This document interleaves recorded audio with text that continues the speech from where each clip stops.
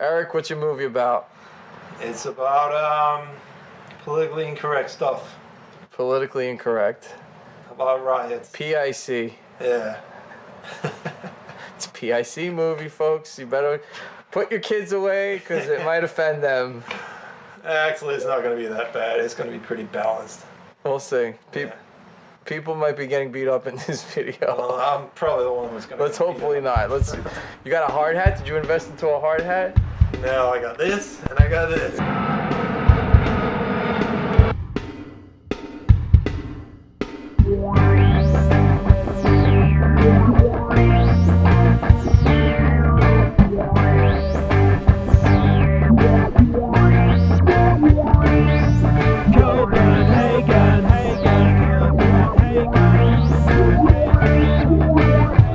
Fucking betonklars over det hele nu, ikke? Ja. Men det er nok at sige, at Danmark ændrer sig lidt siden jeg synes, noget, ikke?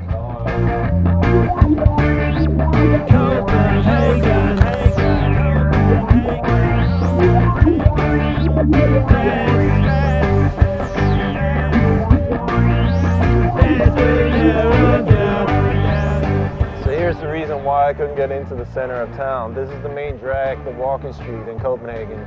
And these barriers are just placed everywhere to prevent any potential terrorist running in there with a truck, just mowing people down like they've done, you know, in Germany and France and everywhere else. So, you know, it's definitely changed. It's like, you kind of feel like it's a war setting, because you used to have bunkers all over town as a leftover from the Cold War in case the Russians bombed. And they don't use those anymore, but now you got these all over town to prevent the terrorists. Everywhere you look. Everywhere you look.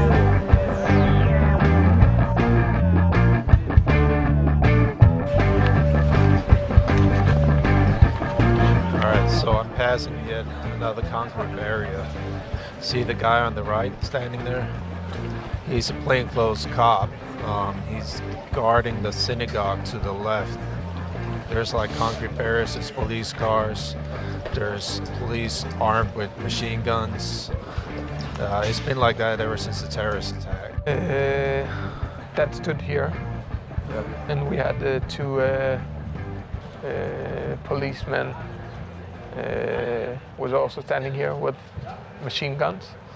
And then the terrorist came and From this direction, and he came down here. he came and he shot Dan like practically in the face. Dan had no chance. He died on the spot.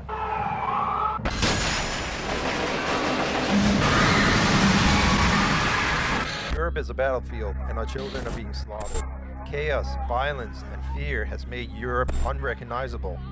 This is not the Europe I left 15 years ago. And to understand this transformation, I decided to walk in the footsteps of the terrorist who brought the carnage to Denmark. On February 14th, Omar al-Hussein makes his way to the Kratundin Cultural Center, where his target, Mohammed cartoonist Lars Vilks, is set to speak at an event titled Art, Blasphemy, and Freedom of Expression. Business as usual, I would say. It was, I thought, and no one expected something special to happen. Omar makes his way to the main entrance, and this is where he unloads his gun. And then just shortly after we had begun, we heard this noise. You know. Back. Then everybody go down to the floor. I ask myself, why did this happen? Why did this terrorist attack the very same society who gave his parents shelter and him a future unattainable back in the Middle East? This is how ethnic Danes are thinking, how could this happen in Denmark? But since I know the immigrants' environments kind of from the inside, we were all waiting for this to happen. We are just waiting, and we're also just waiting for the next event. At the same time Denmark was mourning their dead, thousands from the migrant community were escorting the terrorist to his final resting place. So how is it this attack came as a shock to most of Denmark while the immigrant community seemed to anticipate it? The youngsters are so upset and angry, so if they also have access to weapons, of course something will happen at some point. Because right now we just see riots that didn't include weapons, but of course somebody will act. I would say that the underlying causes in relation to what happened in February was actually the same as is behind the riots that we see from time to time in Denmark. The violence, which started back in February of 2008 during what came to be called the Mohammed cartoon riots. Then the cartoons was published and the riot spread. So they used again the cartoons to counter what they saw as harassment by the Danish state. Because it attacked a public symbol and the largest symbol of Islam, it was able to unite Muslims. We're on our way to Islamic Faith Society. We're going to interview Indra, he's a spokesperson. We're going to talk about the Mohammed cartoon crisis. The Islamic Faith Society is the biggest Muslim organization in Denmark and served as the voice of the Muslim community during the Mohammed cartoon crisis. It was out of sheer ignorance and sheer illogical ignorance that they insisted on printing these cartoons and arguing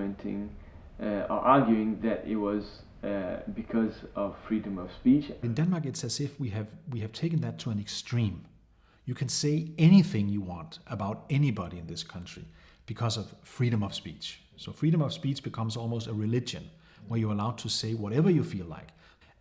So that freedom of speech issue has become, in my opinion, a problem instead of an advantage here, because people just say whatever they want to say. Then we have to understand that certain people do not understand the idea of freedom of speech.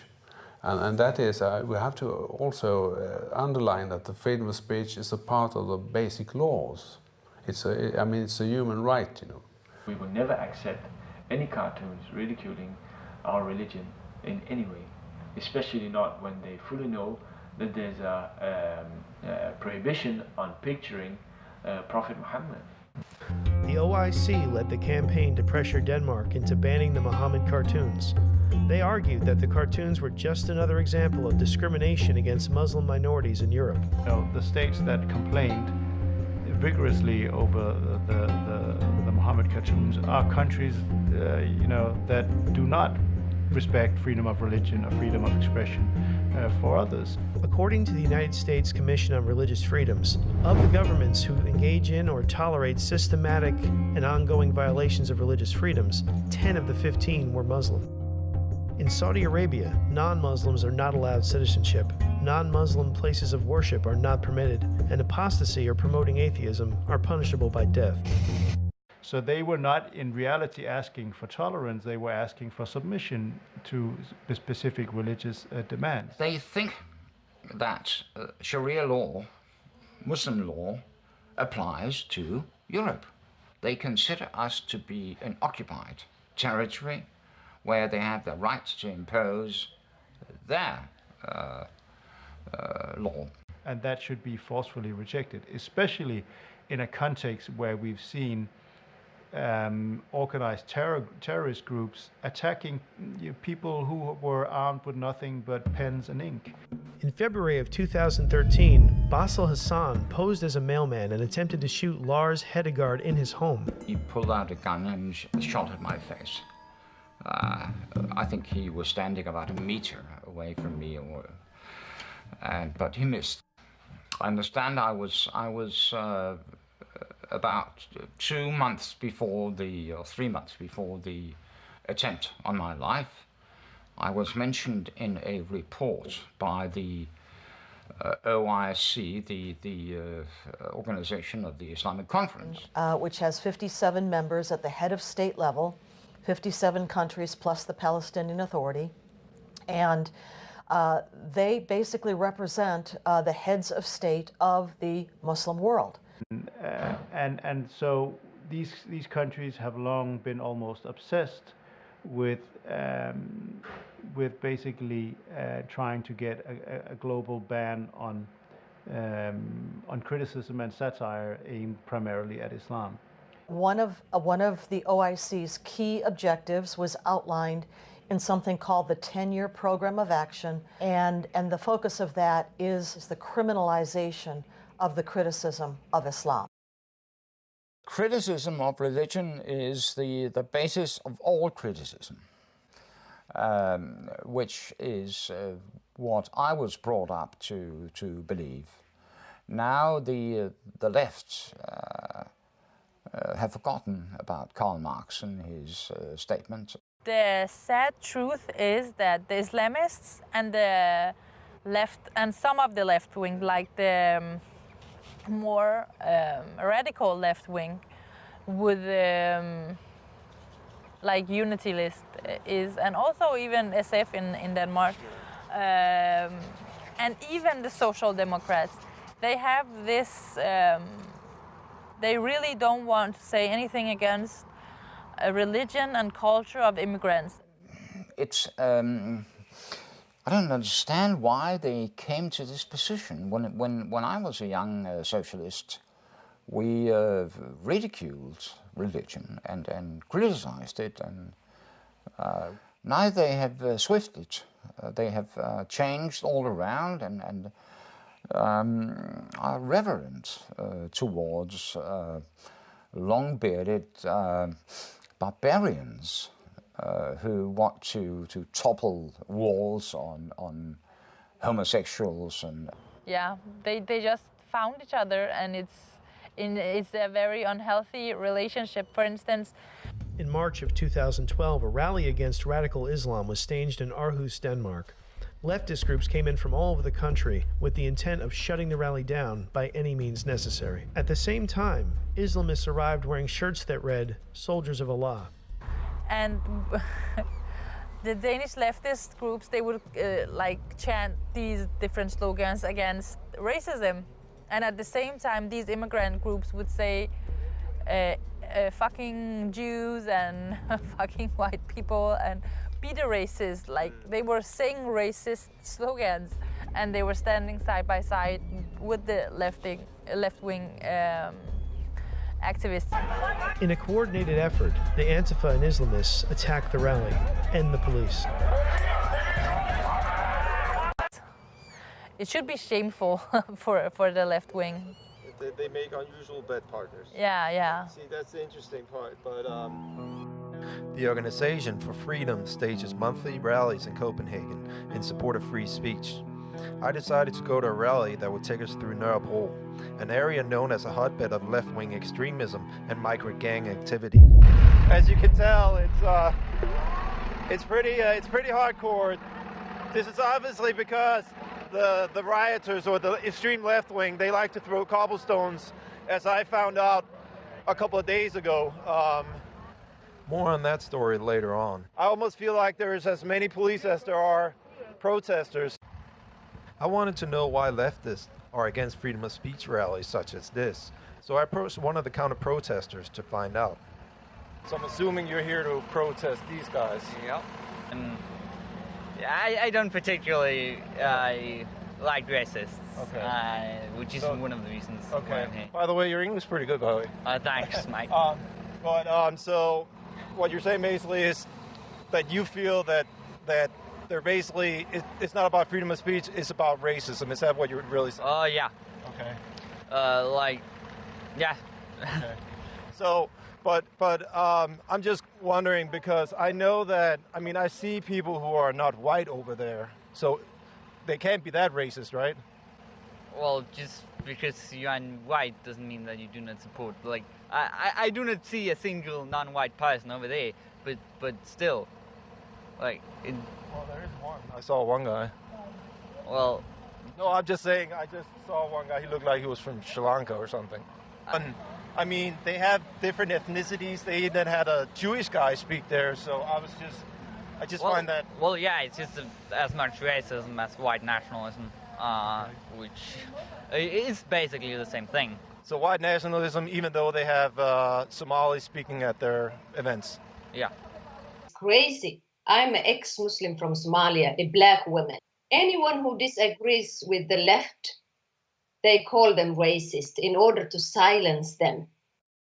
Is it racism, or is it really about maybe a skepticism towards a religion that, some say is not tolerant, some say is tolerant, but then I just want to get to the fact that is this racism or not? Yes. I believe most of them are here because they're racist.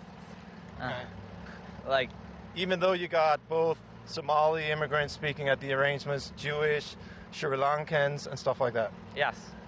So do you think it's because that the immigrants speaking at these are basically just confused?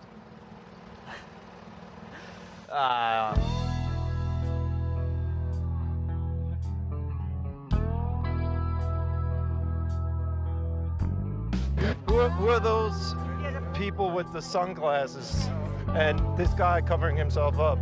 Well, he's probably... I believe those are some guys from the left-wing radical movement in Denmark, and they're very strong in this area of Copenhagen, actually. And they basically, I think they try to intimidate people. And you said something about that right now it's not dangerous, but it could get dangerous later when what happens? Yeah, so when the demonstration finishes, then the police protection is no longer there. So obviously that's when they sort of wait for the right moment to attack, and then they have attacked people from this demonstration before. So that's basically when we leave the protest. That's when it gets could get a little tricky.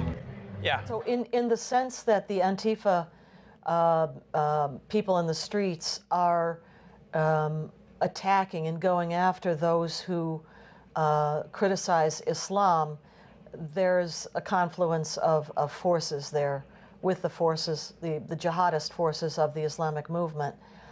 I don't know if the Antifa forces understand actually that they are supporting the incremental advance of Islamic law in the places where they are doing this. I don't know if they understand that or not, but that's the net effect. I actually had a demonstration in front of the Hizb ut-Tahrir, and there we saw the left-wing radicals together with Islamists standing side by side and shouting and doing stuff. While For Freedom were protesting Hizb ut-Tahrir, this tweet was posted to the Project Antifa page. Come to Carrera Street in Norborough ASAP. The For Freedom marchers are protesting against Hizb ut-Tahrir. Not long after, Antifa showed up and attacked the protesters.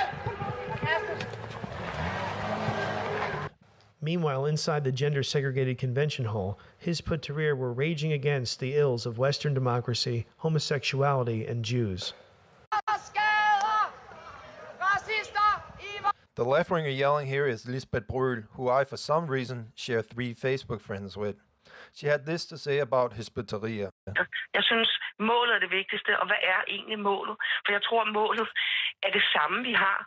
Jeg tror, Hizb ut-Tahrir har et mål, der ligner mit mål. They seem to be very much in agreement that pretty much everybody should be shut up that doesn't agree with what they're saying. So, this is basically what freedom of speech looks like in Denmark nowadays. If you have an opinion that some people in Danish society don't like, and you want to be vocal about it, this is the circumstances. This is the premise that you have to be surrounded by an army of police officers. And when I say army of police officers, I'm not kidding. I mean, look at all these police cars. That's insane. It's surreal. And we're not talking about like crazy right-wingers here. We're talking about middle-aged, regular Danes who just want to talk about freedom of speech. And then you gotta ask yourself, what would happen to these people if the police weren't here?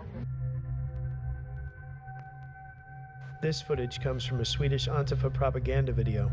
The 2 victims were thought to be right-wing. We just tried to run away, but they kept chasing after us. So there was nowhere to run because we were outnumbered. There was many of them. What did they actually do to you? Everything, punched, kicked. After I got on the ground, I've been kicked maybe by 5 persons. They would just keep kicking on me. 1 person hit me with a chair 3 times. It turns out the 2 victims were Slovenian guest workers. I tried for months to get in contact with some of these so-called Antifa groups. I wanted to hear their side of the story, but nobody got back to me. I decided to go to an anarchist rally in Copenhagen in the hopes that they would talk to me. So I'm in Copenhagen right now, covering left-wing radicals. These are the so-called anti-fascists. They're pretty free. They're very radical. You can see that it's about to go down in this place. I don't know. Let me see if I can get any of them to talk. I think that the Antifa forces, both in Europe and the United States, can probably best be described as anarchists, in that they seek to tear down Western civilization by means of violence, chaos in the street, demonstrations, protests, and that sort of thing. All right, so nobody wants to talk. Oh, it's kicking off. All right, so they're starting to wreck shit. Oh, that's what the story. We're about to have a ride here. And I fucking wish I brought my helmet. And in this objective of tearing down Western civilization, they do share that goal with the forces of the global Islamic movement. That's true. But they're going about it from a different angle, which makes for a dangerous alliance, because you've got forces coming at this from different perspectives with the same immediate goal, the destruction of the destruction of Western civilization. Angry atmosphere.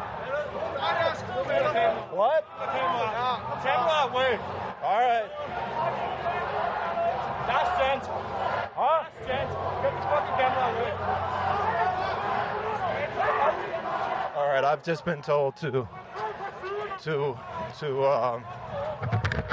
are you doing, dude? Relax. All right, that's cool. I just getting attacked, so I think I'm gonna get closer to the police actually. I found temporary refuge with a group of police officers standing across the street filming the rioters. I'll just hang out here for a little bit. We're moving in a second issue. Oh, this? Yeah. Oh, they're actually going this way. Oh, that way. Okay. Oh, shit. Jesus Christ.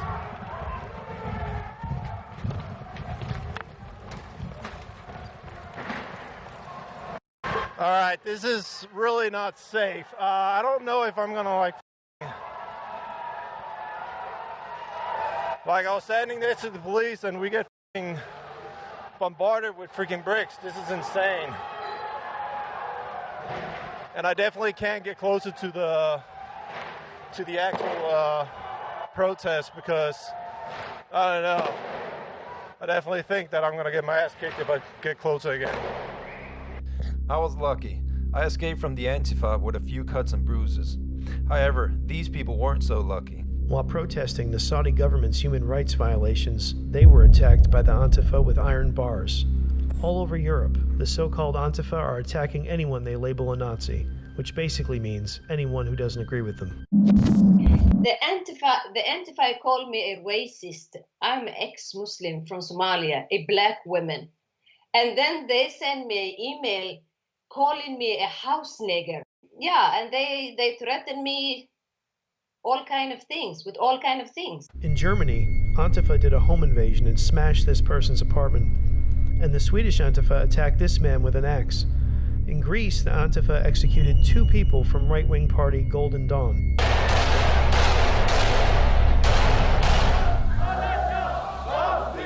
What we call the red-green axis exists both in the United States and I think in Western Europe as well. And what we mean when we refer to the red-green axis is the very superficially, seemingly unlikely alliance between hardcore leftist, cultural Marxist groups and individuals and the forces of the global Islamic movement, or is the forces of jihad and Sharia. In England, the leftist organization and violent street protest movement United Against Fascism has a long history of cooperating with Islamists. Its vice chair, Azad Ali, is a known extremist with ties to Al-Qaeda. In Denmark, fundamentalist Asma Abdul Hamid ran as a candidate for the leftist unity list. She's an Islamist, there's no doubt. In Sweden, the leftist Green Party are running candidates who are known Islamists and anti-Semites, such as Mehmet Kaplan, Saladin Rauf, and Mohammed Temsamani, seen here giving the 4-finger salute of the Muslim Brotherhood. Then Then you got into a post-colonial situation, and then the workers couldn't be used anymore because they were suddenly the bad guys. So you have to find the identity, and you took the global identity. We have all the poor people all over the world from other cultures who have been repressed by the West, and now this is our identification. The left has then found a new base for their identity.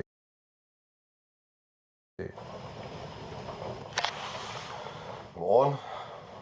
Ja, så står jeg sådan set bare og venter på at blive hentet af mine 2 kammerater. Så skal vi ud og køre. Vi skal køre langt næsten mange dage. Vi skal et smut til Tyskland og hjælpe Jeppers gode ven fra USA, som har optaget en dokumentarfilm. Han har været her før. Sidste gang var jeg ikke med på tur. Der var det i hvert fald en spændende oplevelse. Nu må vi se, hvad det ender med den her gang.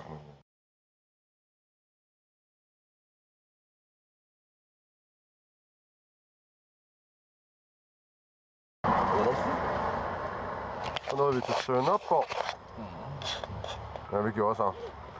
Det var spændende. Det var der så skal ske hernede. Dejligt. Der bliver bygget noget. En meget, meget fin gammel bygning, den der gamle sergentskole der. Det er helt vildt.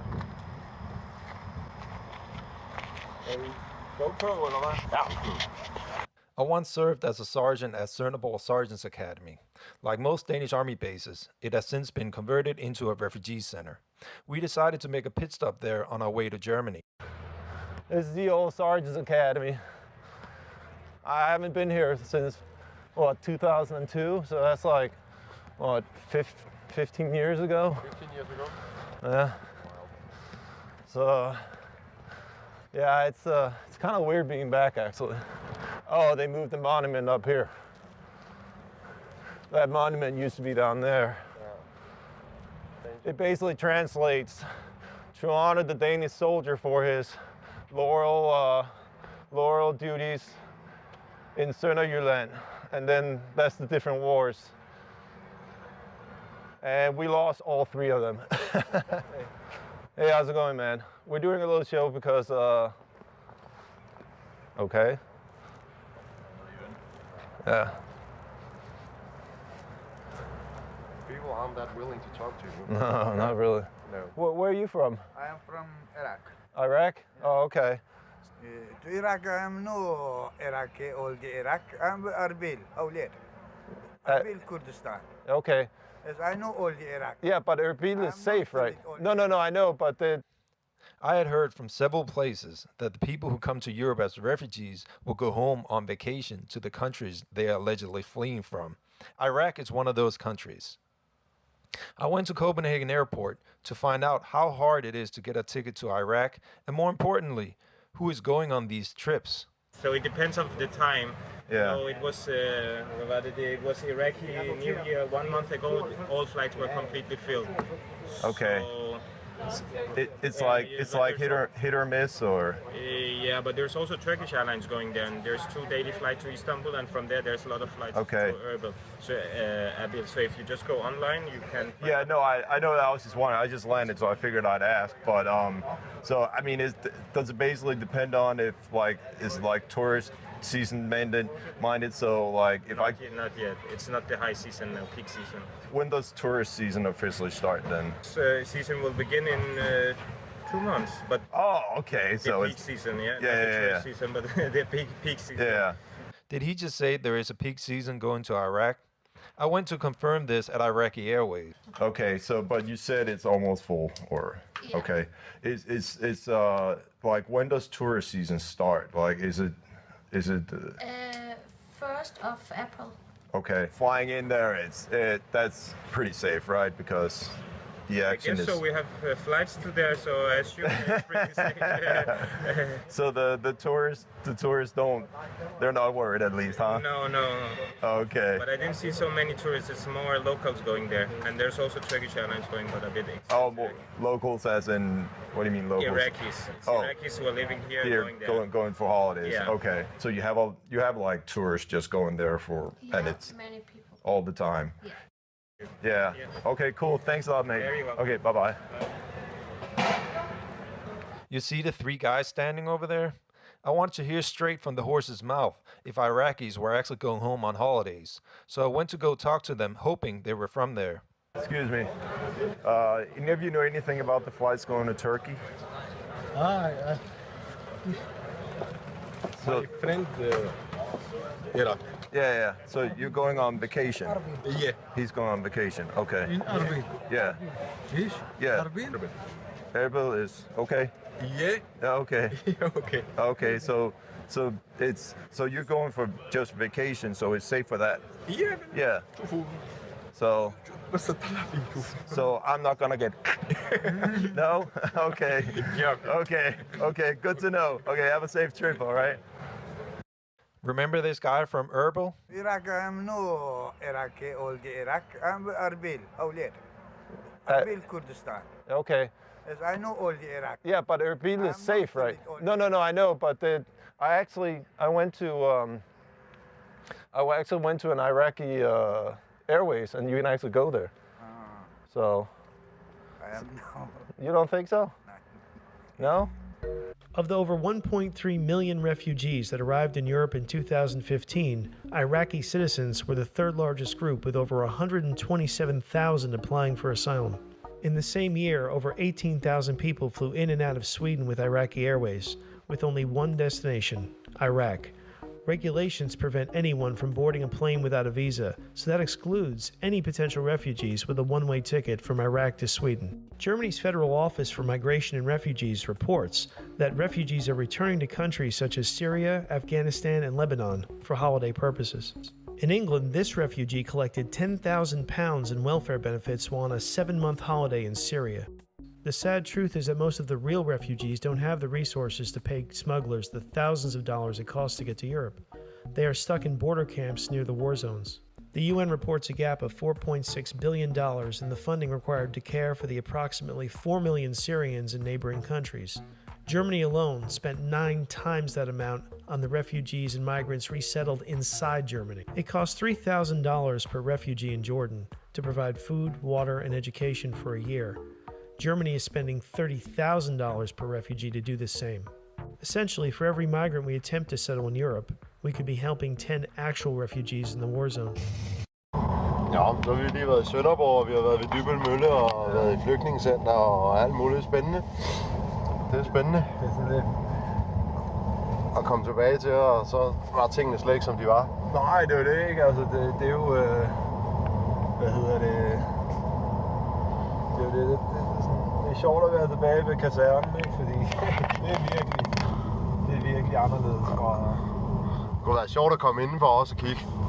Bare for at se, hvordan og hvorledes. Men de var svære at få i snak, ikke? Altså, og svære at kommunikere med også, altså. Ja. Men der var rigtig mange, der ikke ville snakke, altså. Nej tak. Nej tak. Det er jo klart, hvis konen er derhjemme, og hun ser det lige pludselig på video, han render rundt deroppe. Ja, spændende. Sjov tur. Aber wer vor Not, vor Krieg, vor Verfolgung, politischer Verfolgung flieht, da haben wir die Verpflichtung auf der Grundlage der Genfer Flüchtlingskonvention, auf der Grundlage unseres Asylrechts und des Artikels 1 unseres Grundgesetzes Hilfe zu leisten.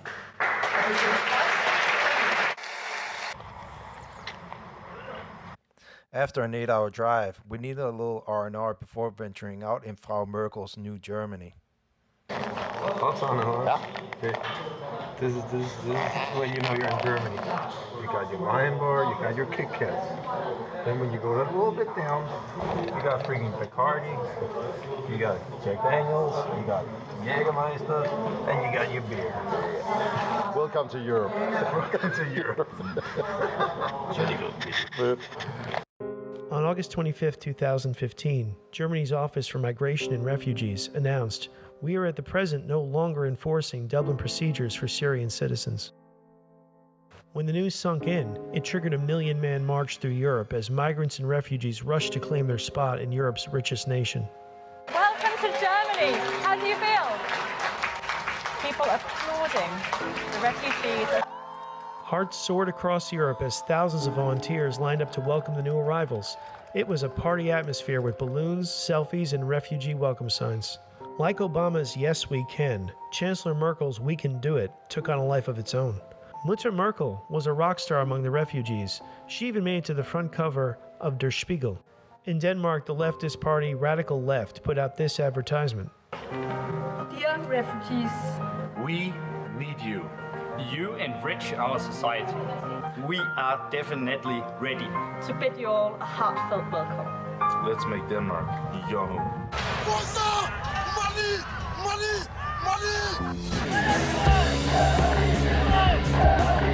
The other side of this tragedy is how it will change Europe. Non-Western migrants had already been flooding into Europe for decades. Leaders refused to stop.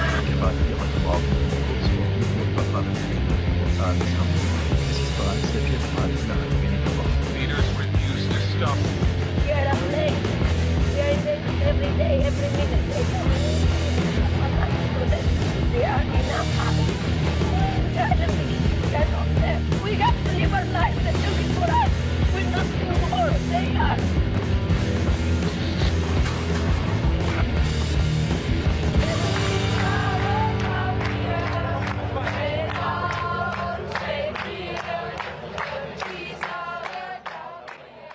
As a regular German, I mean, do you see a difference from now past these few years? What has changed in, for instance, Leipzig? It's dangerous for a woman in Leipzig now. When you go out, when it's dark and in der Straßenbahn beispielsweise. In the train. Yeah. It's dangerous. According to the Interior Ministry, 2015 saw an increase of 14.3% in murder and manslaughter, 12.7% in rape and sexual assault, and 9.9% in aggravated assault. And it was last year in summertime. We went shopping to the grocery market, and when I stood in front of the cashier, I looked outside the window and saw my daughter, and an African was talking to her. Yeah. So seems okay because there was no aggressive stuff between them. When I left the grocery market, the African went in. So I asked my daughter what happened, and she told me, he asked me how old I am, if I'm alone, or where my parents are, where I live, and if I like to go with him. So, I got goosebumps. In Chemnitz ist ein 7-jähriges Mädchen am Abend mit ihrem Fahrrad unterwegs. In einem Park wird sie plötzlich von einem unbekannten Mann angehalten. Direkt neben diesem Spielplatz soll der Mann dem Mädchen dann den Mund zugehalten und sie vom Rad gezerrt haben. Danach vergewaltigte er die 7-Jährige. Das Mädchen sprach von südländischem bzw. nordafrikanischem Typ. I think you can, as a woman and with children, you can't go out. Yeah. At kindergarten, it's very, was heißt denn gefährlich? Dangerous. Dangerous, yeah. It's very dangerous. You can not in a city where 300 people, 1,000 refugees. That's terrible. Every little town where there's a migration center, the women are afraid of going out, leaving the house by night time or by sunset. They're afraid to go alone. Yeah. Because they're basically afraid to get gang raped by. Yeah. Who do you have most of here in Leipzig? Do you get families or single men who come up here? Single men. Single men? Yes. Young men, no? Young men. single men. About 20, 30 years. Between 20 and 30. Yeah, that's what I've seen all over Europe. Yeah. All over Europe. Where are you guys from? Syria. Syria? Oh, yeah. Where did you come from? For me? Yeah, where are you from? I'm from in Syria. Syria? Yeah, but did you come by yourself? Yeah. Only you? Yeah. Okay. Your family's back in Syria, or? Yeah. No, I mean your family. Are they gonna come to Denmark? My family. No, they stay in Iraq. Yes, me one. Yeah. Okay. You by yourself. No family. Only men come up here. Yeah, okay, that makes sense. عندي لهم غضب كبير بهذا الشيء انهم طلعوا لبرا لانه نحن هون بازمه كبيره. والله غلط ما غلط غلط الواحد يدشر بلده غلط يعني صعب الواحد يدشر بلده واهله. Hey, how's it going, man? Where are you guys from? Syria too? Yeah. So how do you feel about that Trump, he might be sending troops into Syria? I think it's very good. Yeah, it's good? It doesn't concern you that that he might blow up a lot of stuff? No? I'm like walking around here saying that you should all come with me. Syria? Yeah, you guys should come with me. So you should come with me to Syria and we'll fight Daesh. Fight who? Daesh. No. No, you don't want to fight Daesh? According to Danish law, I cannot. And if I can, Yeah. I flee Syria Yeah. because of the war. Yeah. I'm a civilian. No, I understand that. That's because I understand that in Syria it's the women who fight, but you have some of the women down there fighting? Yeah, Yeah. from Syria. Yeah, Syrian women Yeah, yeah. fighting. So if they're fighting, shouldn't you be fighting too? Shouldn't you, if they fight, shouldn't you fight too? Yeah. Yeah. Yes. But what I'm saying is that instead of being here, because I've seen a lot of men here, like all those men from Syria, shouldn't they go back to Syria and fight for their freedom instead of being up here? Not all. Not No? all people. No. Not all should fight? No? والله حرام عليهم يعني تركوا البشر هون اكثريتهم اجزاء لازم يعني عم يجوا عالم من برا مشان ينقذونا وهن عم يطلعوا لبرا والله. What? Sorry? You don't want to go back and fight in Syria? No. Why should I? Why not? So you just want to like give up then, or? No. I think there is no solution except. There's no solution. But I mean, there is one solution. What's that? Nuclear weapon. Nuclear weapon? Yes. But that's going to bomb everything. No, just tactic. Yeah. Not I don't massive know. one like Hiroshima and Nagasaki. Yeah. But then if you throw a nuclear bomb, you're going to kill a lot of civilians. I am happy that I am not the one who has to take this decision. Yeah, but you understand, right? If you throw a nuclear bomb, you're going to kill a lot of civilians. Because that's what happened in Japan. It did end the war, but it killed a lot of civilians. There is no other way. There's no other way. Well, it's a good thing you're up here then, right? Yeah. Okay, man. Okay, have a good day. Hey. All right. Of the 1.3 million who arrived in 2015, over 73% were male. The arrival of overwhelmingly male migrants is causing a dangerous gender imbalance in Europe. Velkommen til Dagsrevyen. Alle overfallsvoldtektene i Oslo i fjor ble begått av menn med ikke-vestlig bakgrunn, viser en rapport politiet la fram i dag. Det betyr at samtlige overfallsvoldtekter med kjent gjerningsmann de siste 5 årene begått av menn av utenlandsk opprinnelse. It's Middle East and Africa. And why? Well, you can discuss why, but it's a cultural thing. They view women differently, for instance. They view the use of violence and force differently, and so on and so forth. There's a lot of reasons behind it, but that's what happens in all countries. Maybe we can go to France, we can go to London, we can go to Holland, you name it. The pattern is exactly the same anywhere you go. Train stations in particular are becoming a dangerous place for women. Am Leipziger Hauptbahnhof ja, soll es schon einige gegeben haben. In the train station there was many attacks to women from refugees. Dann, wie gesagt, durch die Drogenkriminalität. Man hat viele Ausländer, die auf Drogen sind. Many refugees take drugs and alcohol. Und dann ist es sehr gefährlich, weil die unberechenbar sind. That's dangerous. So at nighttime, do you ever go down to this area at night? No. No. Never. Never. I see a lot of people walking around with alcohol. Yeah. Refugees with many alcohol. Yeah.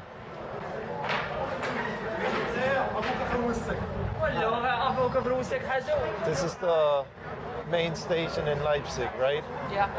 I feel very bad. Too much refugees, too much. When somebody, I see what you mean. Like, a lot of people walking around with alcohol in their hands, which is interesting because I thought as a Muslim you're not allowed to drink alcohol. Yeah, I thought so. Where are you from? Syria. Syria? Syria. Yeah. When did you come to Germany? Huh? Nicht Deutsch. Nicht Deutsch? Nein. Sprechen Sie English? Kurdisch. Kurdisch. Yeah. Okay. Danke. Okay. Wunderbar.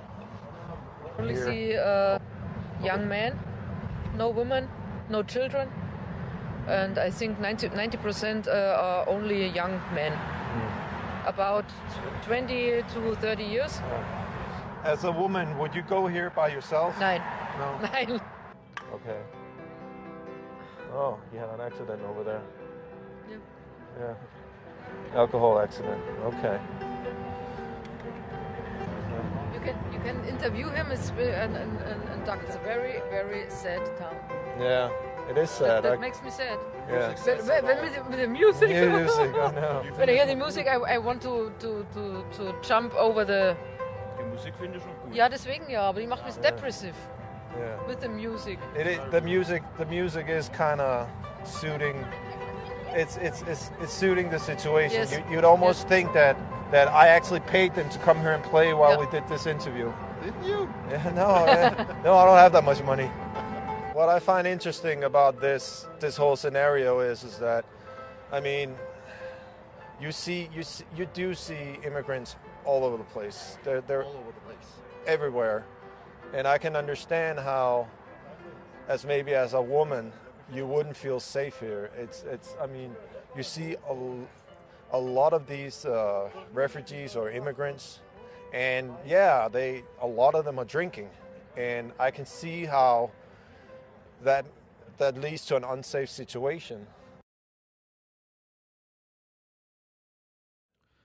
There is a huge responsibility when you have an editor's job, for instance, or a journalist's job, because you decide who you're talking to, you decide what sources you read or interview, and you decide how you decide to publish that story. Who will take up the majority of space in your article? Are you going to publish positive stories, negative stories? That's a huge responsibility. And the bridge between what's happening in any society and the voters, the electorate, that's the media. In Leipzig, have there been many cases of, for instance, attacks and rapes here? I don't know. Die Medien erzählen es auch nicht. Also wenn man there's no you don't read anything in the newspaper or in the television about this problem. Yeah. You only know this when you read the police ticker in the internet. Yeah. So do you trust the media? No.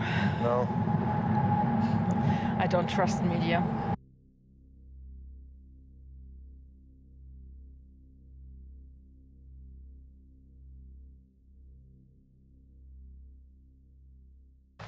Journalists have been part of the elite, so they collude with the politicians. There's a horrible example from the rapes that went on a couple of years ago at New Year's Eve in Cologne. But it was not only in Cologne, it was all over Germany and even in Sweden, where it came out that the authorities asked the police to tell the journalists not to tell who perpetrated these crimes. And they were all immigrants and refugees and whatever you call them.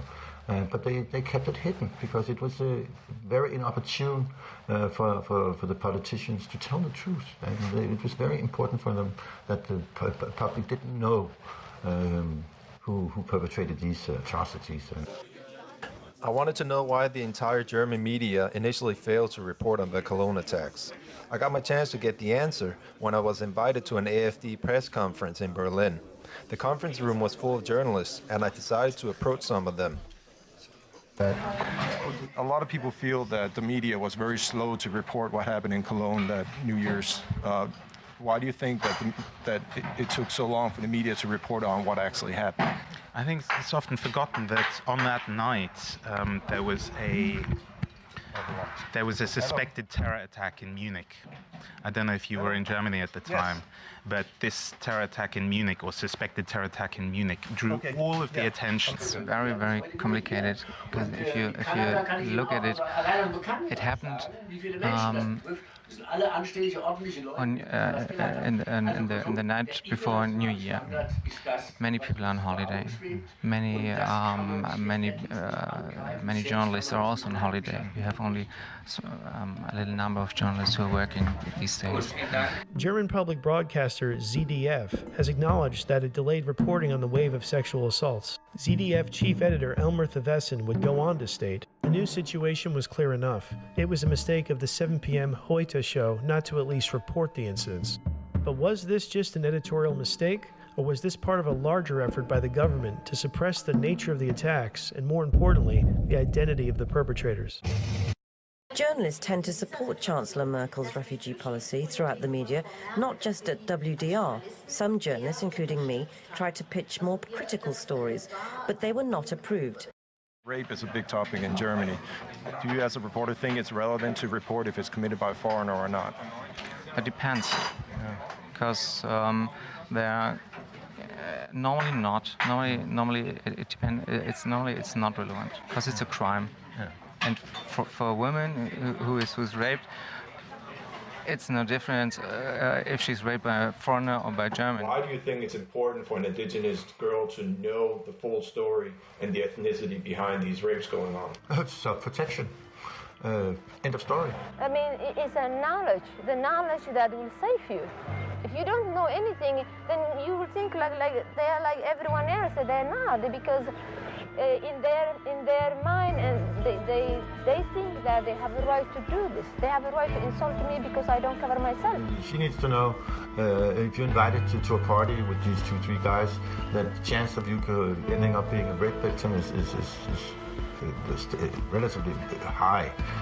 Why should she know that? Maybe that knowledge would have stopped this Swedish woman from going into a cabin with Somali migrants and getting gang raped. Maybe this family would not have opened their home to the refugee who ended up raping their 10-year-old daughter. Maybe this girl wouldn't have been gang raped for 3 hours live on Facebook. Oh my God. Maybe knowledge would have stopped this mother of 2 from going to a party at an asylum center and getting gang raped by a dozen refugees. The politicians and the media, the established media, they must face up to the truth now. They must report and react to the consequences of multiculturalism now. Then maybe we can save women. Do you trust the media?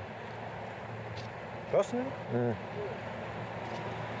I try to get all the information I want by other media, from outside Germany, especially from outside of Europe. That's what I'm doing. Okay. Social media is playing a bigger and bigger role in reporting what the mainstream media won't. They have not told the full story. So, and that's transparent now, because the problems they see is blooming all over Europe. You have no-go zones, you have rape epidemics, you have all kinds of problems which are a consequence of the policies led by the mainstream politicians and partly not being described by colluding media. So now you see new media blossoming, and we did not. We are not coming out of a vacuum. We are here for a reason, because we are here to correct what have been missing from journalism in Europe. Since then, Germany's interior minister has proposed to establish a defense center against disinformation, against what they term political disinformation and fake news. Trump's election caused an uproar in Europe, with officials in Berlin scrambling to evaluate if social media would have an effect on the upcoming German election. Do you think that the reason why Merkel and the government wants to shut down these so-called fake news stories, do you think they're afraid of a repeat in Germany? Well, of course they're afraid of a repeat. I don't think they have actually understood yet why Trump won. They haven't understood that the growing number of people simply doesn't believe main media anymore. And of course, their urge to censor the internet, to get rid of so-called fake news is in fact the wish or the attempt to avoid independent reporting besides the national media. It's like reading Eric Blair, that's actually George Orwell's real name. They're trying to shut them down. They're basically trying to close down a lot of these alternative media. You see it via EU, the European Union. There have been legislation attempts to officially be able, so the government officially could close down some of these outlets. Censorship is now something they're contemplating. And you know about the social media collusion between Facebook and the German government. In September 2015, Chancellor Merkel was caught on a hot mic asking Facebook founder Mark Zuckerberg what could be done to censor people writing what she deemed inappropriate things on Facebook. Facebook has since announced that they are hiring an additional 3,000 new employees to form a community operations team. Their job will be to remove posts that are flagged hate speech by third-party fact-checkers. You know, hate speech has no place on Facebook. One story deemed hate speech was a story posted by Gatestone reporter Ingrid Carlquist. She was suspended by Facebook for posting a video highlighting rape statistics in Sweden. And honestly, until recently in Germany, I don't think we were doing a good enough job, right? And I think we will continue needing to do a better and better job.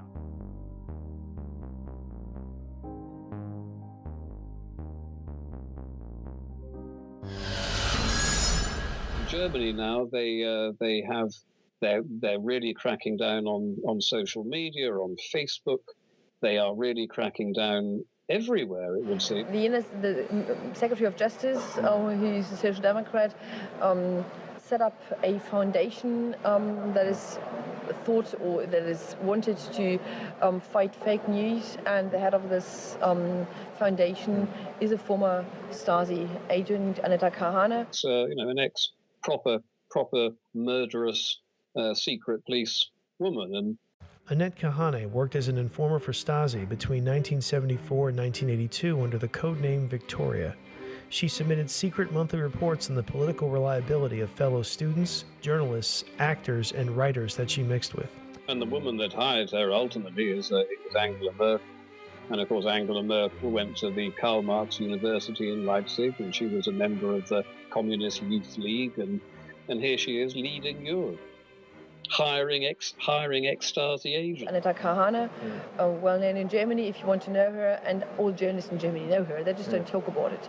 I don't really know anything to say about that, I'm sorry. How come? Is that thing running? The thing that you were saying earlier. I don't want to be on record. It's so transparent, and I'm really amazed that a lot of the bosses of the big media, they have not reacted, but it has not been a big issue from the mainstream media what's happening about the attempts to stifle free speech and actually do censorship, which is the only way they can react, obviously, because they don't want to recognize what's happening.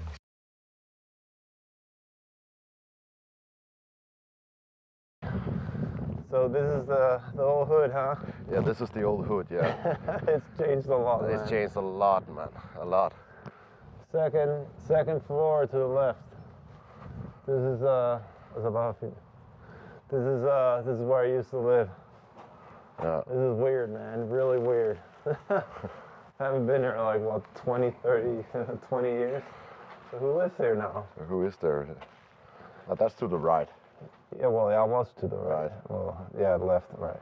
So Gamis and Anyantamach. Yeah.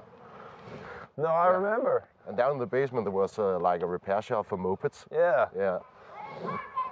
But this has changed. I know, there used to be a tennis court here. Do you remember the time when we drove around on our bicycles? Yeah. And I caught up too much speed and I hammered into the fence. Oh yeah, your face planted into the fence. Yeah. Here, Turkey. Okay. Brahim. Stop, or what is this? A stop? No, I don't think it's a stop. S-T-O-H, Iraqi. Yeah. Iraqi. I have no idea what that means. Go Iraqis, I think. Looks some kind of gang shit. I don't know. They've watched too many American movies, man. Yeah. The Turkish, is that Islam or just Turkish? That's Turkish. That's Turkish. It's definitely neighborhood changed. Neighborhood changed. When you come here at night, you will see young people hanging around at these tables. Yeah. Like everywhere. Yeah. So I guess it's basically a good thing that we're coming really, really early. Right? Yeah, it sure is. Normally, because I'm born here, and some of my friends still live here, so I can always walk around, but not anyone would be able to do that. So basically, let's say, obviously I grew up here too. But, nobody knows me here now. No. I haven't been here for years. But so you think that if I started walking around here, maybe at late at night filming? Yeah, that for sure. Somebody would yell at you, or people would approach you and say, "Hey, what the fuck are you doing? Get the camera out of here." Like almost every place I've been in Denmark by now, it seems like everybody's freaking. I can't film anywhere nowadays. If it's not the left wing, it's the radical Muslims. Not the radical Muslims, it's the gang members. You can't film anymore. You can't film anymore. Some group gets angry at you. So. Har vi no-go zones i Danmark? Jamen altså ifølge Rigspolitiet, der var en rigspolitichef, som var ude og sige, at det har vi. Vi har også områder, vi har jo oplevet, at når ambulancer og brandbiler skal ind i nogle af de her områder, jamen, så skal de have politieskorte med. Og det er jo dybt problematisk. Brandmændene følte sig så truet, at de opgav og kørte fra stedet, men også der blev de angrebet af kanonslag. Men de har brændt biler derude, de har kastet med sten på politibilerne. Hvorfor tror de gør det? Jamen, de viser jo, at de respekterer ikke politiet. There have been incidents of police stations being sprayed with automatic gunfire, court buildings attacked, hospitals ransacked, and the police ambushed by firebomb-throwing gang members on a weekly basis. Så nogle gange generede de bare politiet ved at ringe til dem, og så var det falsk alarm. Bare for at få dem derhen, og så til at slås med dem. Og så kørte de så videre igen, politiet, fordi at de ikke ville tage kampen med dem. Vi starter først med småting. Til sidst har vi også en rygeklub. Og det andet, så har vi et helt territorium. Hvad mener du med territorium? Territorium, at vi overtager fucking Sjælland og København. Stille og roligt ud til Jylland. Hele lortet bliver vores. Thankfully, it isn't as intense in Denmark. In Denmark? Sweden right now. Yet. But that's what they're discussing right now. Is that like when they say it, they say that we could face like Swedish situations. Yeah. So I mean, we kind of. Do you think it can escalate to that, or? I mean, sure. Honestly, I mean, I wouldn't be surprised. You look at what's happening last night in Sweden. Sweden. Who would believe this? Sweden. They took in large numbers. They're having problems like they never thought possible. We look forward to informing the U.S. administration about Swedish immigration and integration policy. The bad things have gotten under Trump. We're getting roasted by Swedes now. The Swedish chef is like, dude, even I don't understand a word you're saying. Like, I can't believe they elected this Schmorgedy-Borg over there.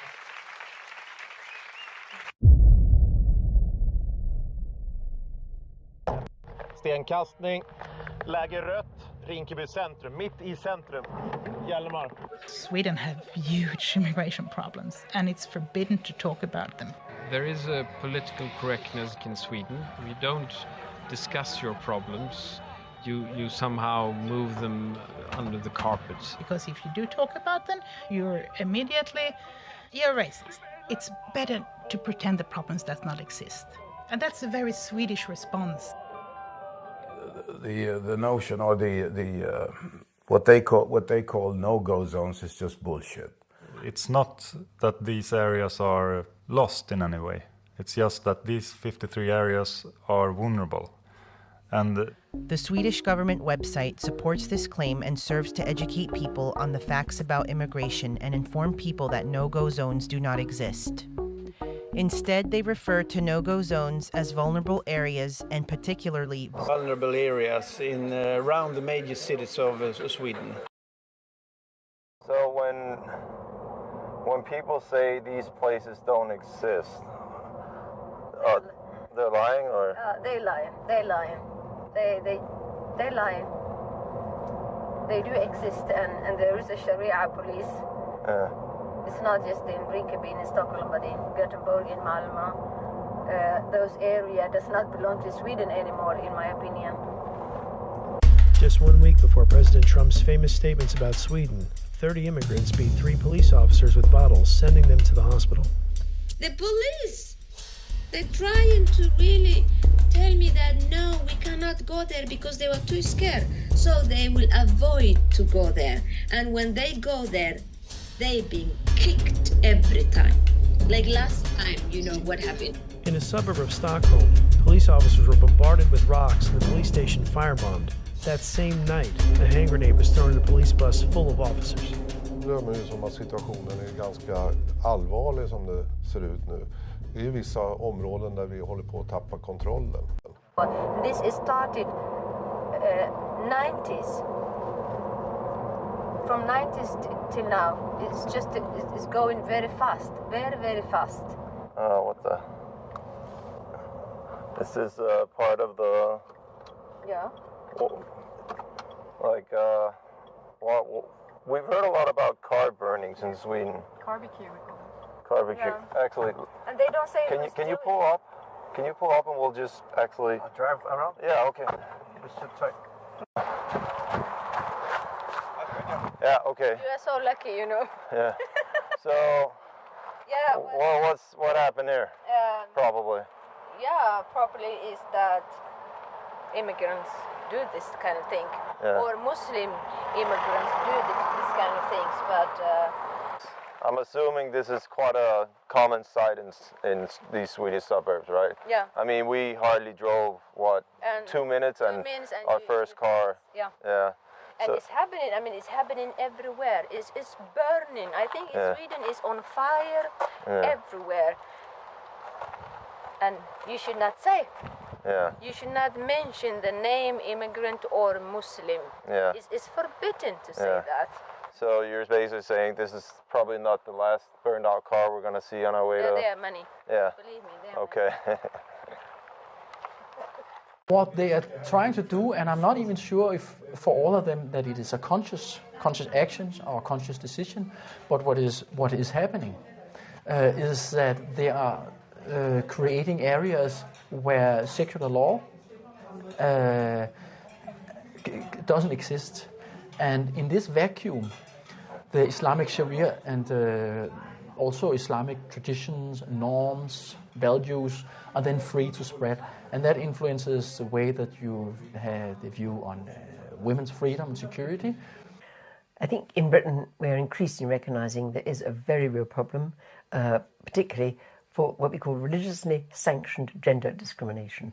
In other words, where a religious tradition actually does promote and enshrine religious discrimination against women, gender discrimination.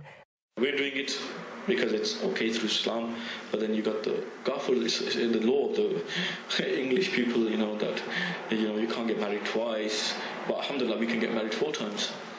And so there's this fundamental contradiction between that precious heritage of political commitment to gender equality, eradicating gender discrimination, and this growth particularly associated in a systematic way with Sharia courts, Sharia law, and the inherent gender discrimination that's in those provisions.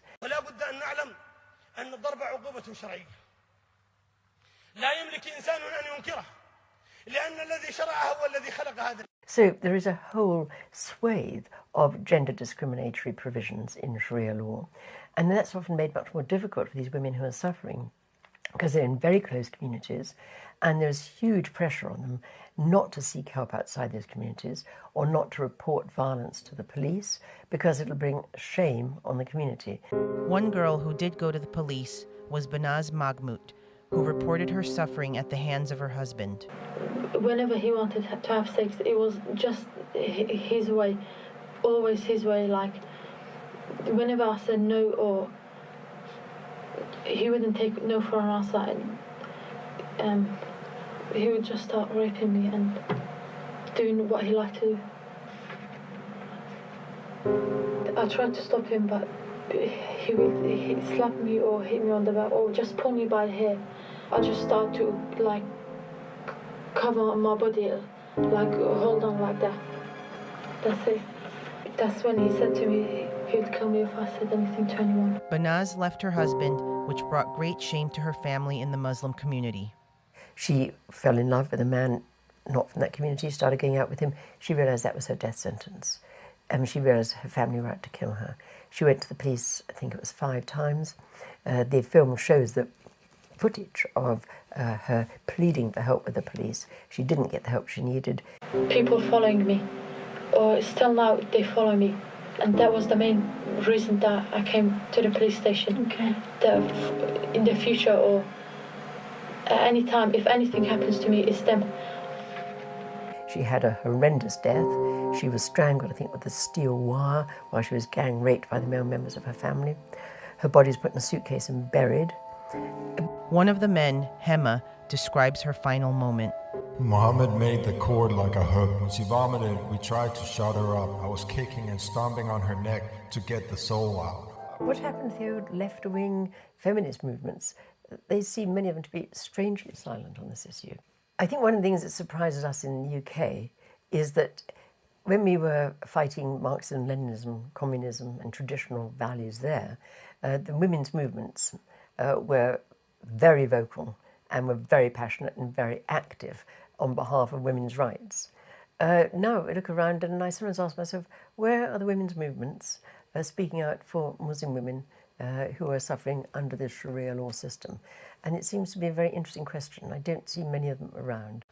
According to Jacob Scharf, former chief of intelligence, there is a merger between the radical Islamists and the criminal gangs. Integration counselor Mohammed Rafiq warns, the gangs are now functioning as enforcers of Sharia law, something that Jalal Tavakoli experienced firsthand when she wanted to attend an Islamist meeting and was told to sit in the women's section in the back instead of next to her husband. So I said, no, I don't want to. And then other Islamists came. One came and said he would chop me into pieces. Another kid said that he would be waiting for me outside. And it got very heated. And then we stepped outside, and then the people came out to argue with us outside, and then we called the police, and it ended with the police just escorting us out of that area. Yeah, and what you get more and more is small Islamic states, which is maybe not publicly, formally declared an Islamic state with a caliph and so on, but this is in fact what they become. In Nørrebro, Copenhagen, a string of bars were threatened by immigrant gangs trying to impose Sharia law. Saw a story about that the bars in Nørrebro have been basically told that this is like Sharia country or something like that, and that they can't sell alcohol here or something like it. And I talked to the guys down at Hell. Yeah, that one. Yeah, and they said also this bar had been targeted. I think it's about 4.5 years ago. So do they also target the Muslim places though, or? I'm not sure. Yeah. I haven't heard of it. You haven't heard of any Muslim places being targeted? I just heard about the bars. Yeah. And I'm assuming the Muslims don't run bars. No. That should be a coffee place, maybe. Yeah, right. Do you think in the future though, do you think it's gonna get more difficult to run businesses in areas like that, or like this, or? Well, they're still here, not here. Yeah. They're still doing it, so I think it's gonna be more. Yeah, more. Yeah. It's just gonna get more difficult. Yeah. Do you ever see it getting so difficult here that they might just say, you know what, enough is enough, we're just gonna close the bars? Do you think that's ever gonna happen, or? No, I don't think they get that much power. No, that much power. Danes want their beer. We want our beer. Okay. We want our beer. We want our beer. We're gonna fight for it. We're gonna fight for it. Sharia or not, we're gonna have our beer. Yeah. Whatever. That incident caused an uproar in Denmark and forced the government to intervene. So for now, the bars are safe in Copenhagen. However, in no-go zones all over Europe, ethnic Europeans are experiencing increasing levels of harassment and violence. Das kommt raus, wenn der Mann einem Ausländer sagt, er soll mich nicht als Bitch beschimpfen. Wenn man einem Ausländer sagt, er soll mich nicht anklotzen, Alter, und mich mit seinen Augen ausziehen. Liebe Leute, das ist Deutschland. Hier werden Frauen geschlagen, hier werden Kinder geschändet und entführt.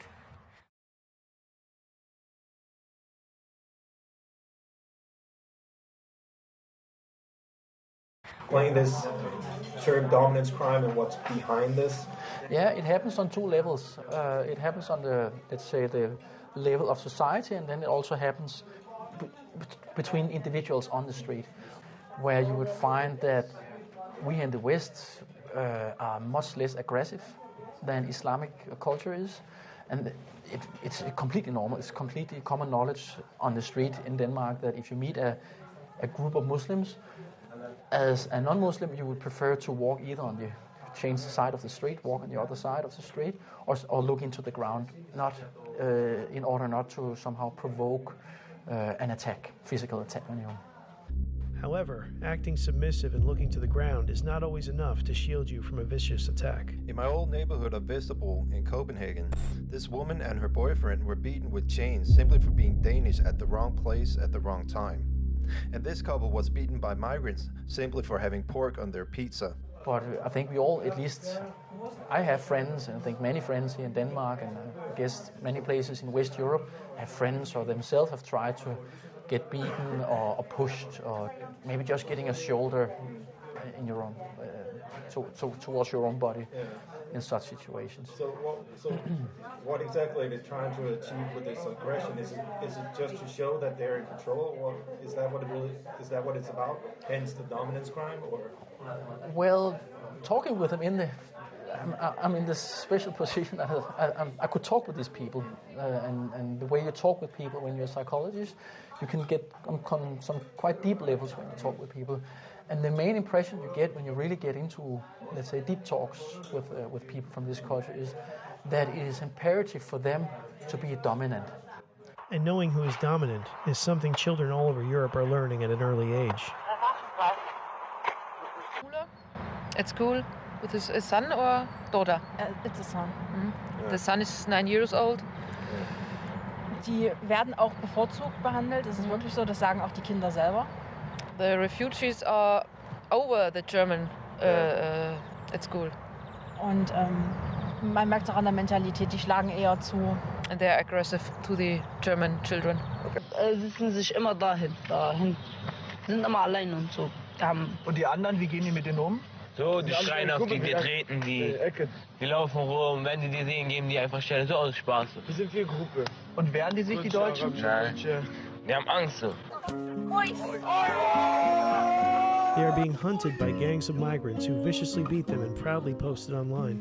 Do a random search on YouTube and see for yourself. It's not a cry, did you hear it night? It's not someone who's seen the light. It's a cold and it's a broken hallelujah.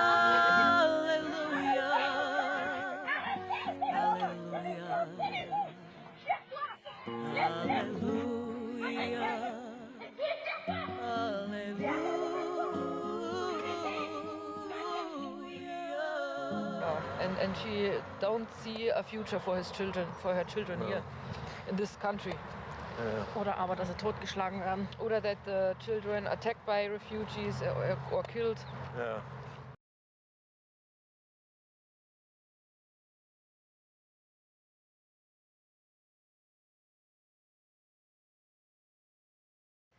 I found her on a field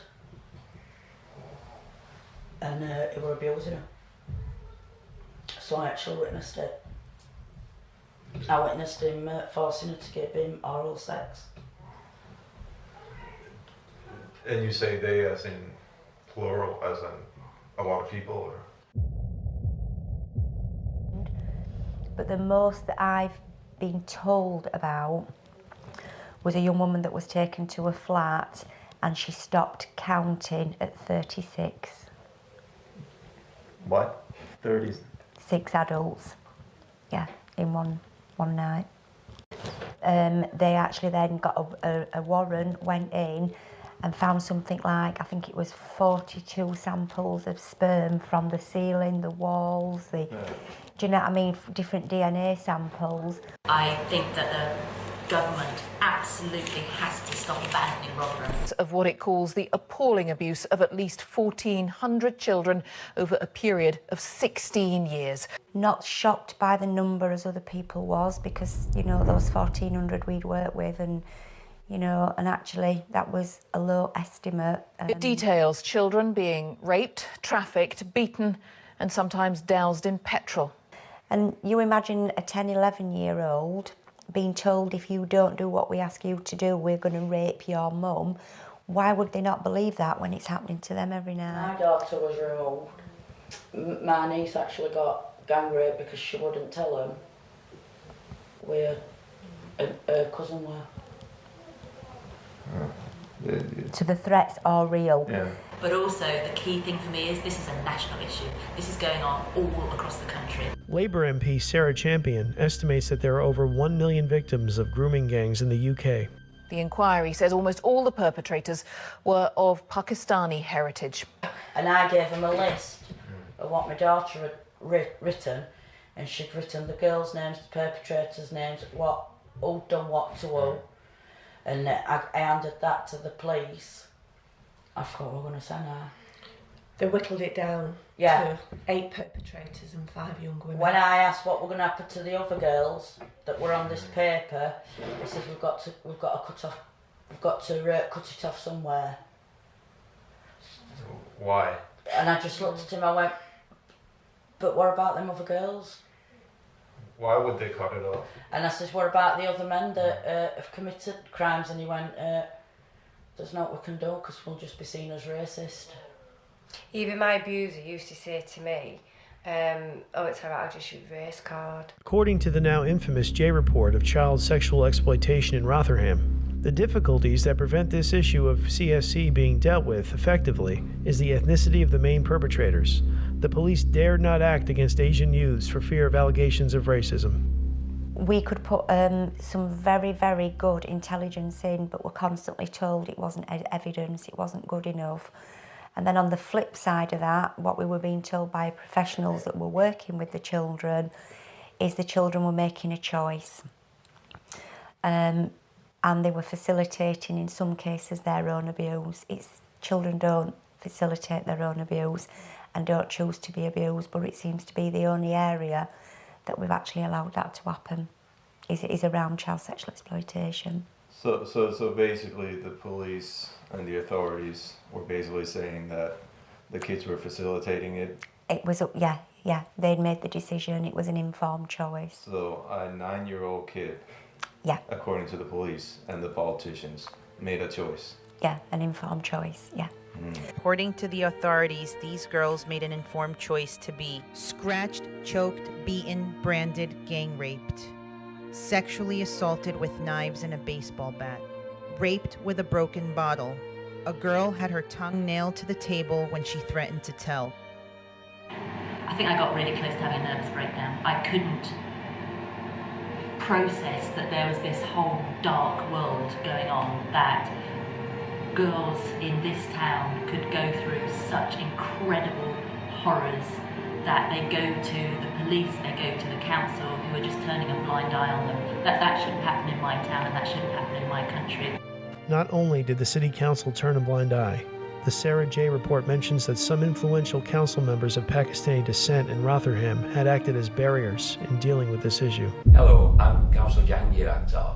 What do you want protected?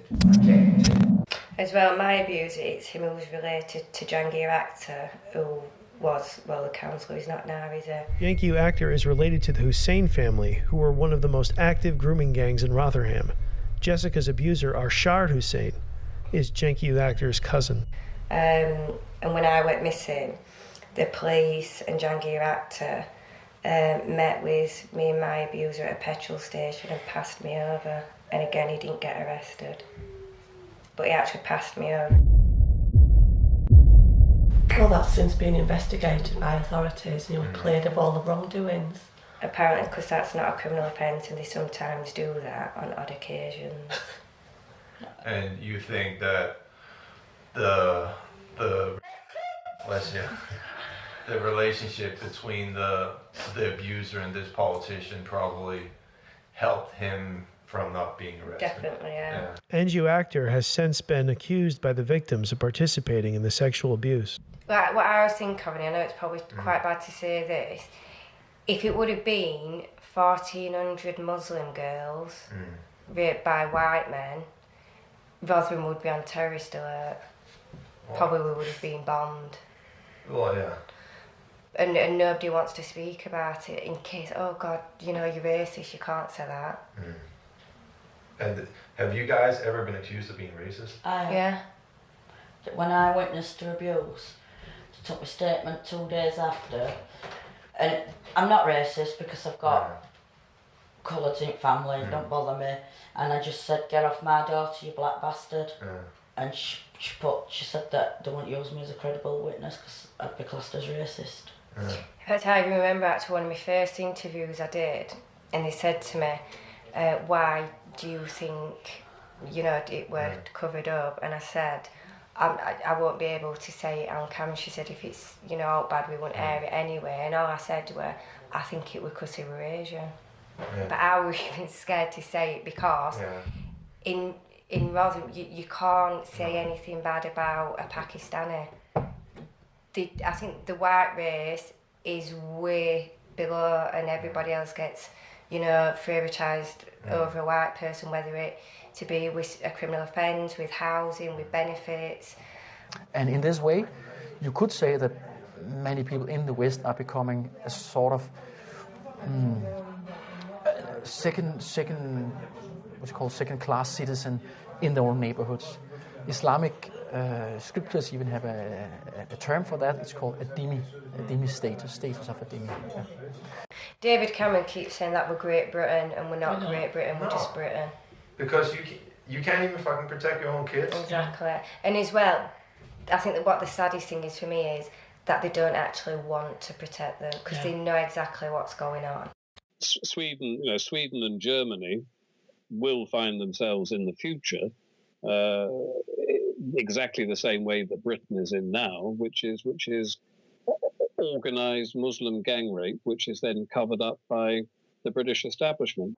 Yeah, first in Sweden, in those areas, I mean, we were more free, but I saw that immediately that we Somalian, we were changing. We're not allowed to dress, the Imam says that we're not allowed to dress Somali tradition dress anymore. We should cover ourselves. People were practically forced into Sharia law. That's exactly what happened to me. We've been forced to wear the hijab and the niqab. We've been covered head to toe.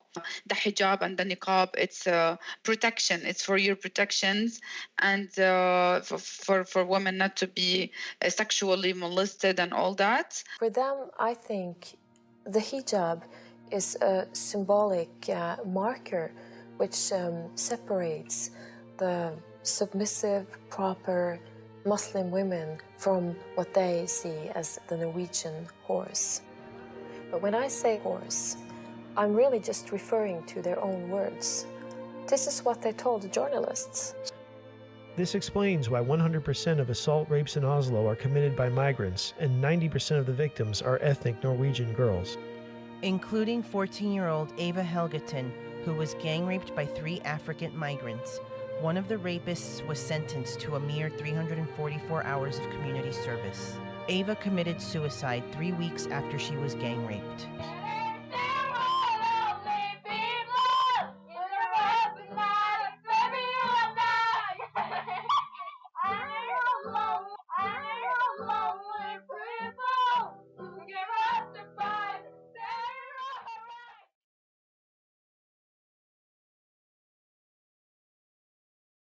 You get what you wanted or what?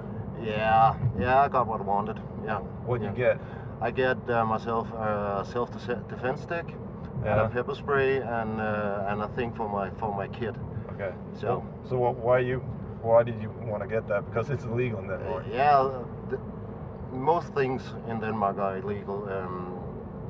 My daughter is living outside in the countryside, but even there has been reports about kids trying to be kidnapped from cars, a van pulling over and trying to lure the kids over and then try to pull the kids inside the car, and her mom was petrified, terrified if this should happen to our daughter. So actually her mom wanted to buy her a pepper spray. Do you speak English? Yes, a little bit. Okay. Nice. I'm looking for a pepper spray. A pepper spray, okay, Yeah. no problem. How big? The family package or one for the way? The one for the way, so it's easy to conceal. Okay, no problem. I'm worried about my wife, but everywhere I've been is sold out of pepper spray. I'm not a racist, but I think women now need to protect themselves. That's the new Germany, huh? Yeah, Germany is a little bit difficult, yeah. Do you sell a lot of those nowadays? Yes, it's also with the refugees. It's gone up. It's gone up because that's in Denmark, the most reason. If that's the most reason why the people to protect themselves. That's also why I'm buying this, because we ain't allowed to buy this in Denmark. I know Denmark and Netherlands, they have a little problem with that. Do you sell a lot of these to tourists or Not small, is already rising. It's of course. rising. To the country is not allowed. Okay, the most of them, well, they have no problem buying it, but the northern states, I say, they are a little bit difficult. So from these countries we have many visitors. Many visitors from Denmark. While in Denmark, a teenage girl is being prosecuted after using pepper spray to fight off a rapist near an asylum center.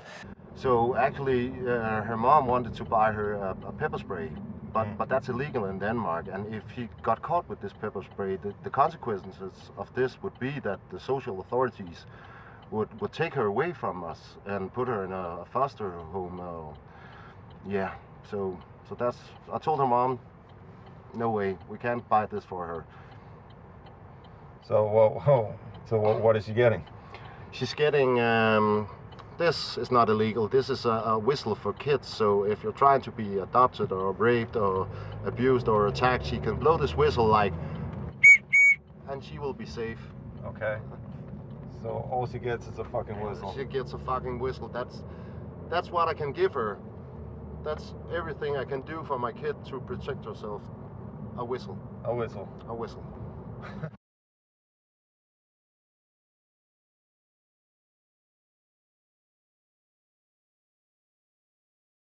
And so here we have it, the East London Mosque. You can see people outside. There have been people outside praying outside the mosque rather than inside. They're all heading inside the mosque now. Some of them are coming out. So, welcome to East London.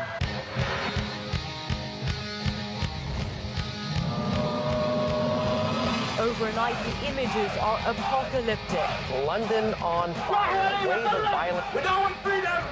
We want Islam and the Sharia! Right, this area here, this is called the Whitechapel Road, and a couple of generations ago it used to be predominantly white working class. A lot of Jewish people were living in this area too, but of course in the last couple of decades, the last few decades, many people have moved in from Bengal and other areas, a lot of Muslims, and it's pretty much a Muslim area now. The changing demographics of England made headlines in 2016 when the Muslim population surpassed 3 million. Parts of London are almost 50% Islamic. The Muslim population has tripled since 1991, and Mohammed is now the #1 baby name in London.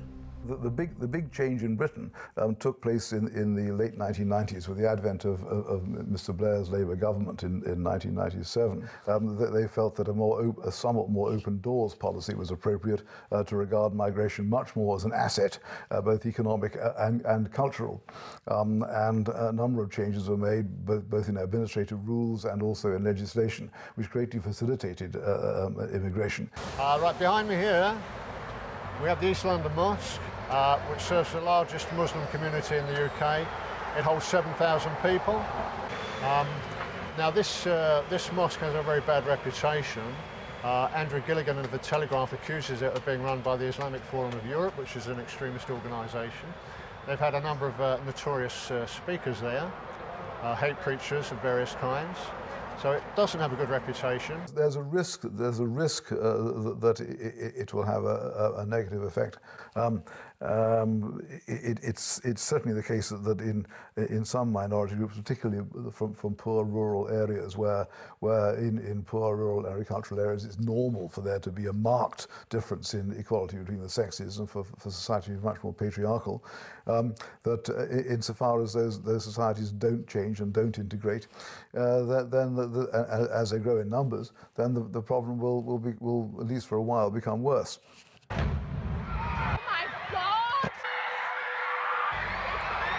As we went out onto the concourse, like to get out of the arena, there was just bodies scattered about everywhere. 22 people were killed, including children. Police said 12 children under the age of 16 were among them. After these incidents, terrible, nasty right-wing people like me say, where are all the Muslims saying not in our name? We know that if you publish a picture of a cartoon, you can immediately have 100,000 raving Muslims on the streets. But if they murder in cold blood children at a pop concert, you tend not to have any of them coming out on the streets afterwards saying not in our name. So CNN obviously decided that what they needed to do was to get some people saying not in our name and film them. What I want to show you now, viewers, is a wonderful scene.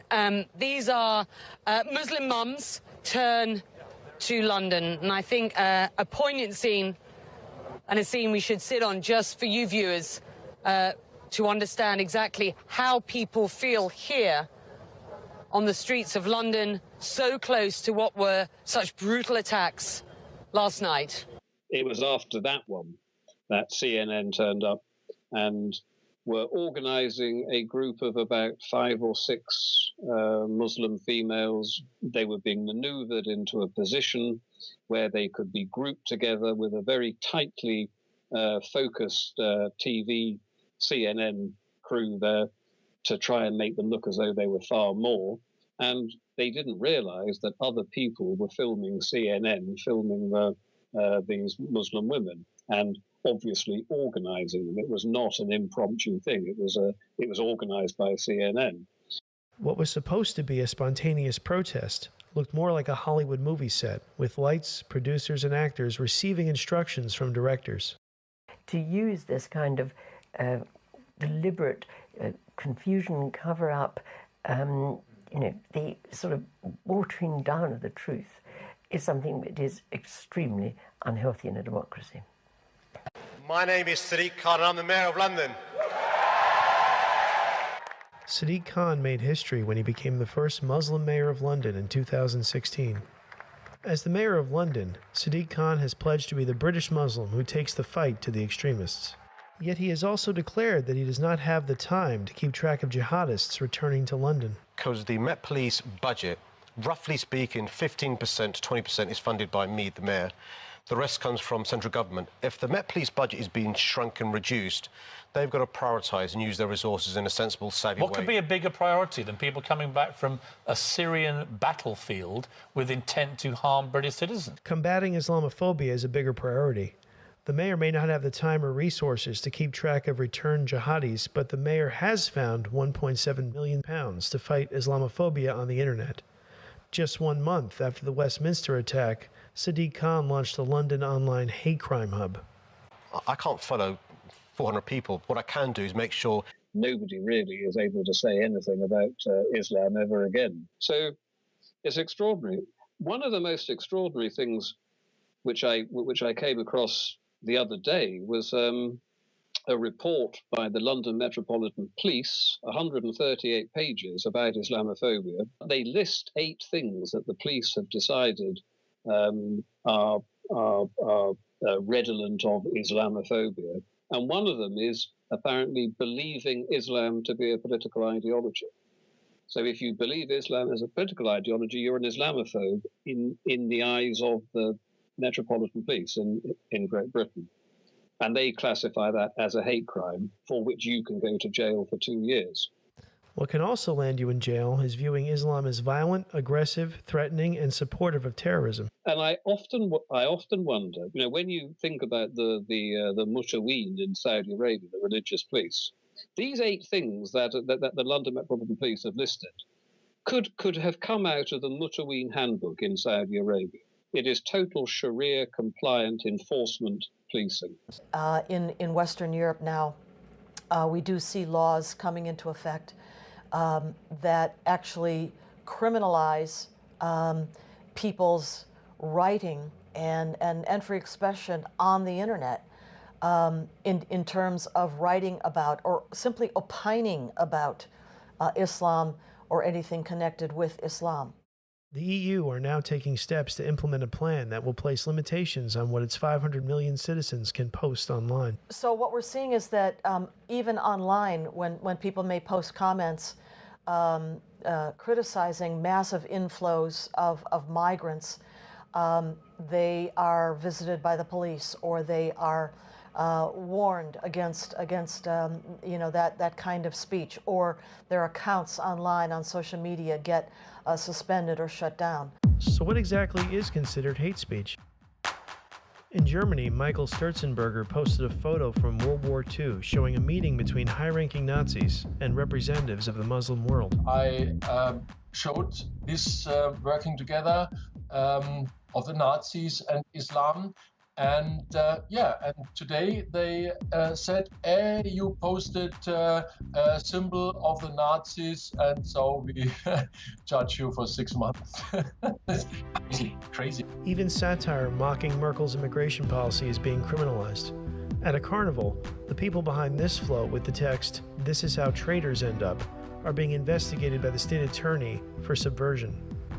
But really, free speech, as George Orwell said, is the right to say things people don't want to hear. In any dictatorship, it's always been permitted to laud the dictator, put up posters of Stalin and Hitler, etc. Free speech is really about things that are unheard of. Disastrous, and if you give up that notion, you no longer have free speech.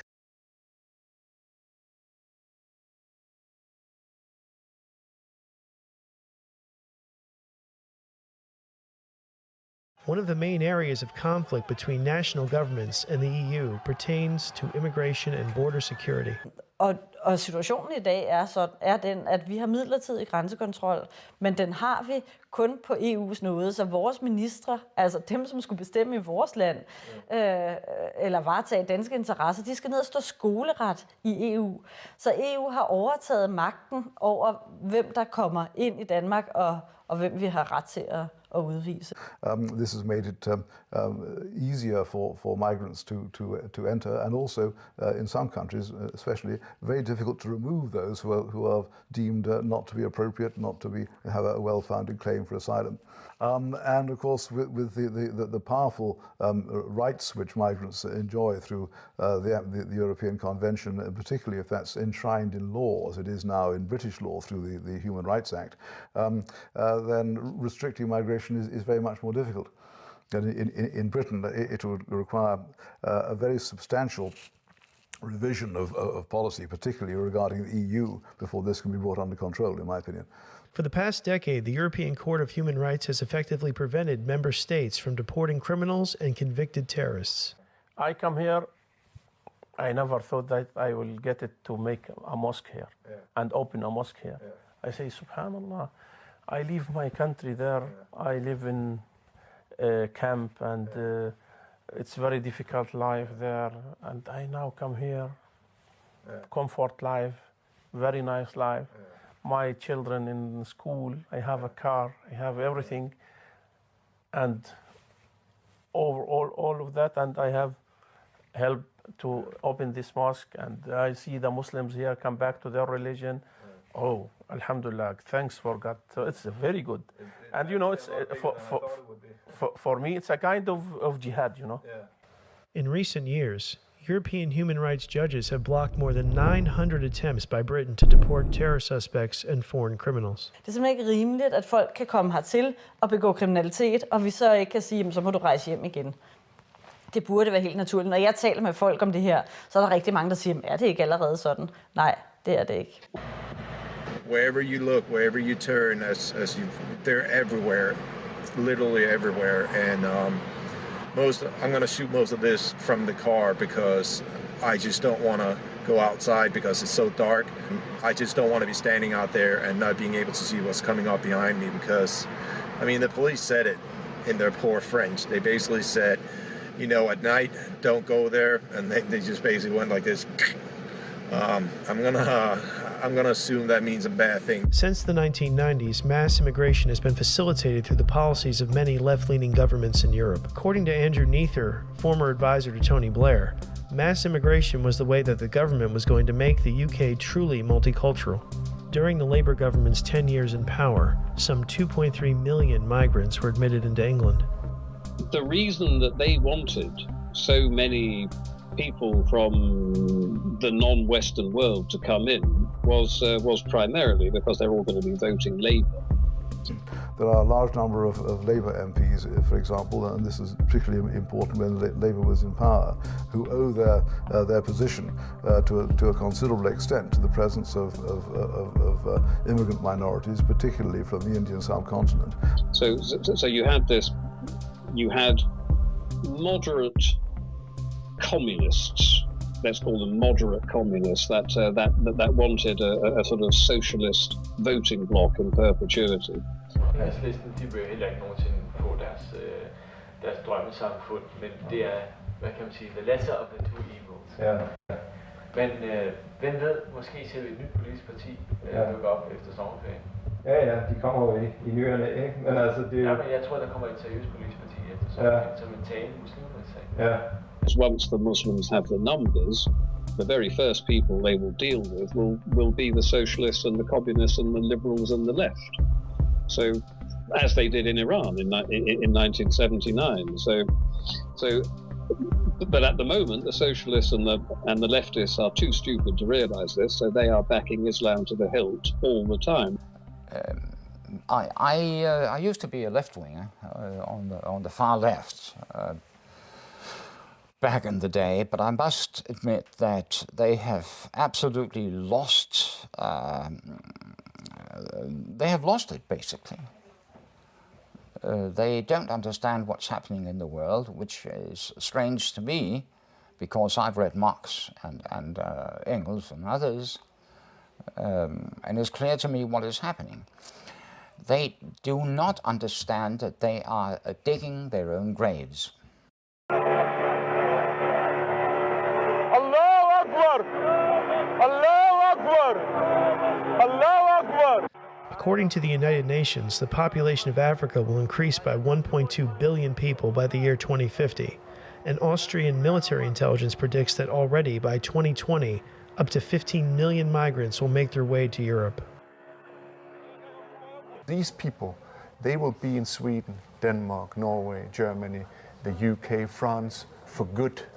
You cannot, send them back. How would you do that? That would take some very austere measures that I don't want to even to think about. You cannot rewind the development. This is unique, whether you like it or not. So, okay, so where are you all from? Eritrea? What about the rest of you? All Eritrea? Yeah, all Eritrea. Okay. Right. Okay, and you want to go to England, right? Yeah. I hear a lot of English people say that England is full. They can't fit anymore. It's not true? Yeah. What do you say to the English people who say they don't want you there? You're gonna come anyways?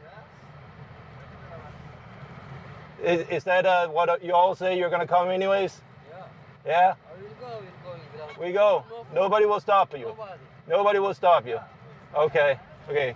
How long can they keep a a lid on that is the question, because it's going to become startlingly apparent to the average man in the street over the next decade that, listen, this is not just a problem. This is a civilizational ending problem. This is the end of our country. This is the end of our 3,000, 2,000 year evolution to get to a Western civilization. This is the end of it.